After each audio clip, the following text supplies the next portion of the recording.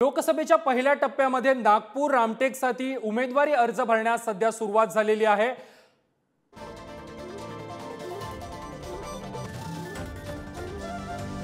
Ambedkar right party of इंडियाने लोकसभेसाठी अर्ज घेतलेला आहे। नागपूरसाठी विजय देवराव मानकर यांनी उमेदवारी अर्ज घेतलेला आहे, तर रामटेकसाठी प्रमोद खोब्रागडे यांनी देखील अर्ज घेतलेला आहे।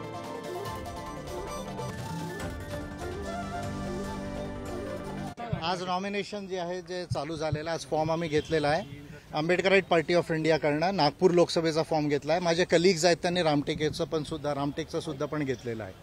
आणि आम्ही जे आहे इलेक्शन जे आहे एक 80 पॉईंटची जी पॉलिसी आहे त्याच्यावर कंटेस्ट करतोय। पूर्ण देशासाठी आम्ही 80 पॉईंटची गॅरंटीज डिक्लेअर केलेल्या आहेत। आणि ईव्हीएमला जे आहे आम्ही लीगल चॅलेंज सुद्धा दिलेलं आहे। ईव्हीएमला एक वेगळं लीगल चॅलेंज आम्ही दिलेलं आहे। सुप्रीम कोर्टमध्ये ऑलरेडी चीफ जस्टिस ऑफ इंडियाकडे ते पाठवलेलं आहे आणि ह्या प्रोसिजरमध्ये सुद्धा आम्ही लीगली जे काही करता येईल ते करणार।